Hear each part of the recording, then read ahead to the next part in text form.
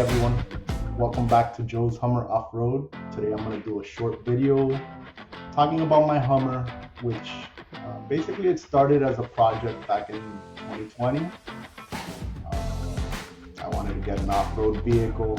I had a pickup truck before, and I just needed kind of like something to do, something to work on, do a little bit of mechanics, do a little bit of upgrades, and one thing led to another, and basically now it's my primary vehicle, and I've done a lot of stuff to it. A lot of people have asked me what have I done to it, so this video is going to demonstrate and show the things that I did to my truck. Alright, so here we are, Joe's Hummer H3.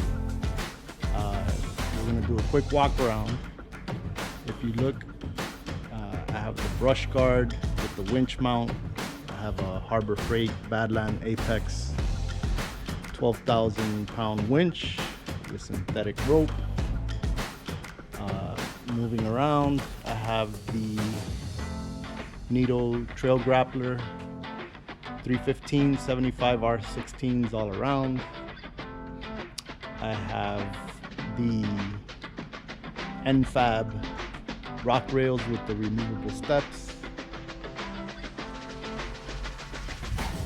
When I got this truck, I had to replace all of the bump stops, and I put in on the front I put in the Trail Duty extended bump stops, and I gave it a 2-inch level.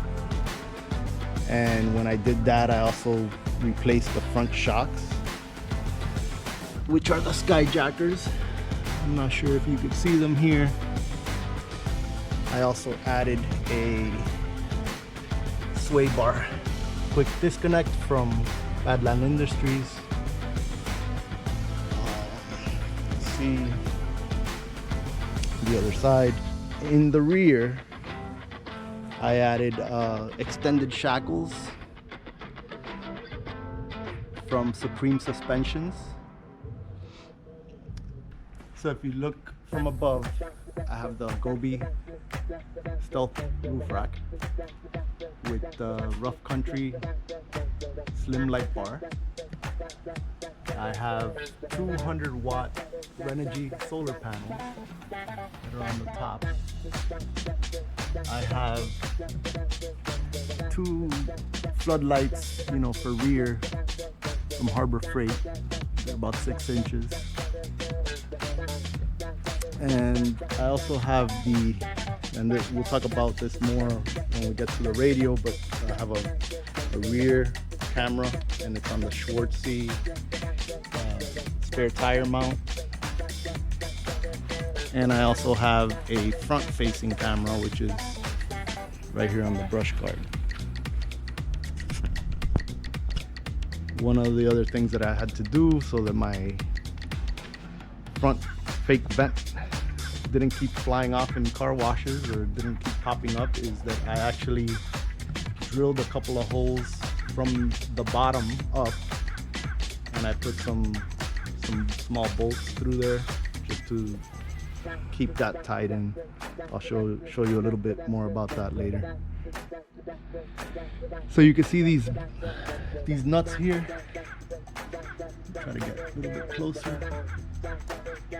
Those nuts are connected to the bolts that are coming up from the vent on the top. I didn't have to drill through the hood or anything because there's already a pretty wide hole, and as long as you get a bolt that fits through that hole, you can basically drill up and drill through the vent, stick the bolt down, and tighten it with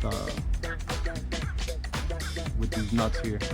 Now, some of the areas are not as easy to do. These 2 areas here, and it looks like the middle one will probably work out okay to add a bolt. My clips were broken already. There was no clips there, so you'd have to see what your situation is. Now, getting into the nitty-gritty of things. Let's see. Let's start with the ARB air compressor and the air box. Mine's is a 2007, and my air box is more of a triangular shape when I got the car, and basically I wanted to install an air compressor, which is right here. You can see it. It's the ARB single air compressor. In order to do that, I ended up replacing the airbox. I bought an airbox from a 2008 or a 2009, and I was able to replace the whole assembly. There's a bolt here that sticks up that you have to cut, and that gives you the ability to fit this airbox inside. Everything pretty much screws in. It's just a little bit different. You do need to get, there's a plastic piece that you need to get. If you get this airbox, that's what happened to me, was that I didn't get that plastic piece with it. I had to order it separately, which is the piece that connects from the airbox into the fender, to the hole in the fender. If you're gonna do this mod, you need to like make sure that you get that piece. Everything else was pretty good. The air compressor, I was gonna fabricate some type of a mount, and you know, I was gonna get very fancy with it. In the end, all I needed was some like isolation feet from a fuel tank, which are like rubber in the center, and they have basically a screw on each side sticking out. And I drilled through the fender, came in through the wheel well. I had to remove the actual fender liner and tighten that up from the bottom. So now we have a isolated ARB compressor mount. Didn't cost me a whole lot of money, pretty cheap. Just took a lot of like planning and a lot of work to get it in there. That ARB compressor is actually connected. I put in a rear ARB air locker. So on top of the onboard air that it provides, I can also lock the rear. The air locker was installed by 4-Wheel Parts, and that's where I bought it, and I think they did a pretty good job. Moving over here, the battery. I added solar panels, like as you saw before. I added solar panels to this truck, and the battery that I had pretty much took as much as it could take, and then it died. So I added the Optima Yellow Top battery. I opted for the battery that has the dual posts. So a lot of my accessories, like the solar, is connected to the secondary posts, and also like the winch is connected to the secondary posts, and you know, the car itself is connected to the main posts. A lot of people complain about these terminals. They do have issues if you put them in wrong, and you know, they're not the best, but you got to be very careful because they tighten via pressure of a bolt. I'm sorry, of a nut. And if you don't give it the proper pressure, then they don't tighten properly, and that's where I guess people have issues. In order to monitor everything, I don't know if you could see it, this is an Antigravity battery tracker, which is Bluetooth and allows me to connect to my phone, monitor the status of the battery. You know, is the sun charging it? Is the battery depleted? What's the percentage? It's very useful, and it's not that expensive. The solar panels are connected to a charge controller, which is over here. It's an EPEVER. I think it's either 250 watts or 400 watts, but it basically, you configure it for the type of battery that you have, and it maintains your battery charged, and it won't overcharge it. You can't just plug in the solar panels directly to your battery. You'll kill your battery. All right, so coming to the inside of the vehicle, we've got a couple of things going on here. First of all, my trusty Garmin Dashcam Mini 2. I use it to record a lot of my off-road videos. It's very useful. In order to control the air compressor and air locker, I actually 3D printed a plate which is fits in the coin holder, and it's got some switches. So I have the air compressor, air locker, light bar, and my Roku, which you can see here is connected to the actual Pioneer radio. My radio wasn't working, so I had to replace it. As long as you use all the correct adapters, the pack adapter I believe, and the actual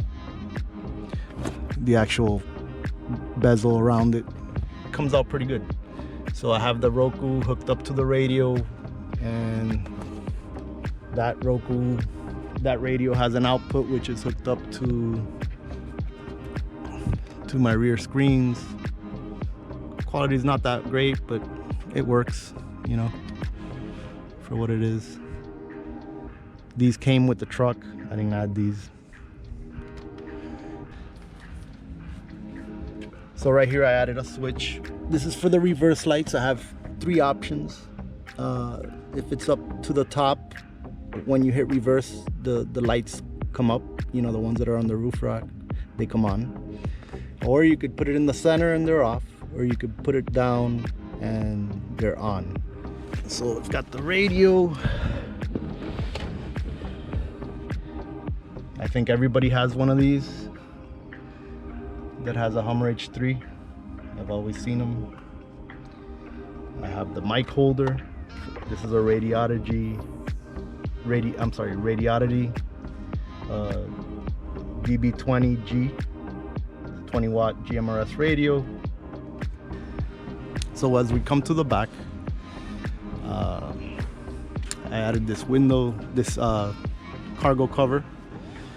Very useful. You don't want people to see what you have inside. I also added these Molle panels. Molle panels. These are from Molle Platform Solutions. I added them to the windows.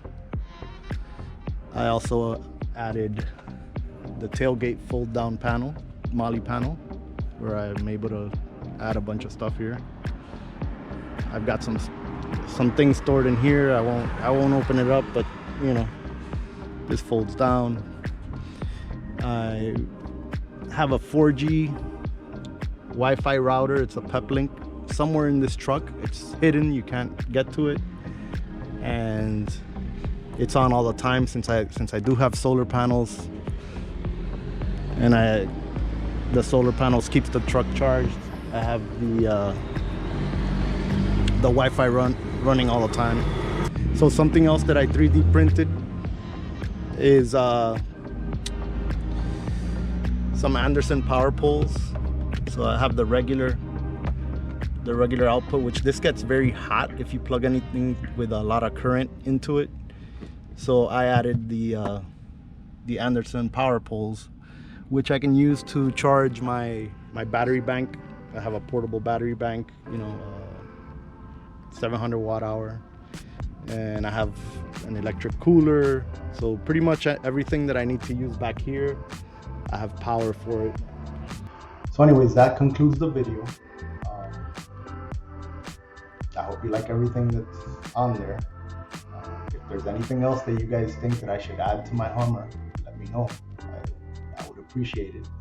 There's not that many parts out there. There's not that many upgrades. You know, the Hummer's been out of production for a long time now, the H3, and things are getting more and more rare and harder to come by. So any great ideas, I'm interested in hearing about them. Anyways, thanks for watching. Don't forget to like, subscribe, and we'll see you next time.